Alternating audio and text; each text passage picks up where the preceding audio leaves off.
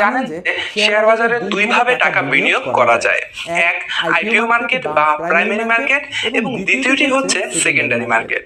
আমাদের দেশে primary market বা আইপিও মার্কেট মোটামুটি রিস্ক ফ্রি হওয়ায় অনেকেই শুধুমাত্র প্রাইমারি মার্কেটে বিনিয়োগ করে এবং ভালো টাকা আয় করে। আইপিওর মাধ্যমে শেয়ারের জন্য আবেদন করতে আপনাকে 5 থেকে 6,000 টাকা বিনিয়োগ করতে হতে পারে। এখানে টাকার অঙ্কটা ফিক্সড না, এই কারণে যে অনেক কোম্পানি তাদের শেয়ার ফেস ভ্যালুতে অর্থাৎ 10 টাকা দরে বিক্রি করে, আবার অনেক কোম্পানি প্রিমিয়াম নিয়ে থাকে। একটি প্রিয় অ্যাকাউন্ট দিয়ে আপনি একটি কোম্পানির শেয়ারের জন্য আবেদন করতে পারবেন। এবার আসি সেকেন্ডারি মার্কেটে।